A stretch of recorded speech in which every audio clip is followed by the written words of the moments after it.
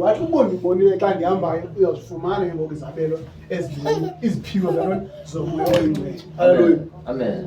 Wazithoba Elisha wamlandela uEli. Haleluya. Amen. Abangaya ngapha wahamba naye, abaya ngapha wahamba naye ezithobile. Haleluya. Amen. Wathi nebambone ehambayo. Haleluya. Amen. Wazifumana izabelo zomoya oyingcwele, iziphiwo zomoya oyingcwele ezibini, wajika nazo. Haleluya. Amen. If yengomnye umuntu wayezaneka ukujika ajike ngekagqithe kwayelo gama. Haleluya. Amen. But because wayezithobile wanyamezela nowasakagxoshwa. Haleluya. Amen. Because theni uzithobile uyayazi uba ngenye ilanga ikhona endayifumana apha. Haleluya. Amen. Ngoba wonke umuntu ozithobayo uyavuzwa. Haleluya. Amen. Ozithoba uyathini? Uyavuma. Amen. Haleluya. Amen. Jonga imizekeliso 29. Haleluya.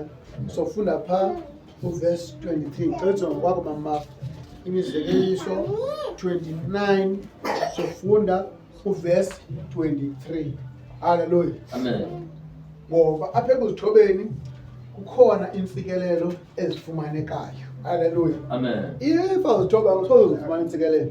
Haleluya. Amen. If awunokwazi kwa ukuzithoba kwakho soze uthini? Ufumane imfikelelo. Haleluya. Amen. Uzobona abanye abantu bemane besikeleleka, ubone bemane betestifya, kanti ke bangatestify wena awukwazi ukuzithoba. Haleluya. Amen. Awukwazanga ukuzithoba. Haleluya. Amen. Okanye zange ufundiswe ngokuthini? Ngokuzithoba. Haleluya. Amen. So namhlanje sinenceba ukuthi uThixo asinike imfundiso yoba sikwazi ukuthi ukuzithini? Ukuzithoba. Haleluya. Amen.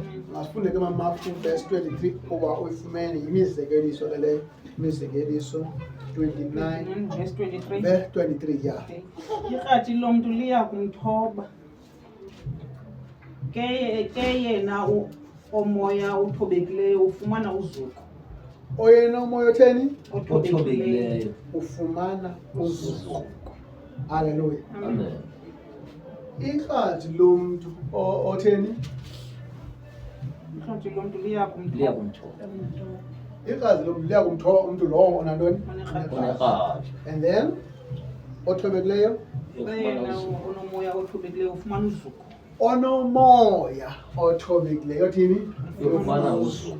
Haleluya. Amen. Masithoke ngolanda ithi onomoya othobekileyo. Haleluya. Amen. So ukuze umuntu athobe kufuneka abe nomoya otheni? Othobekileyo. Haleluya. Amen. Njengoba sinomoya oyingcwele, sinomoya kaThixo, sinomoya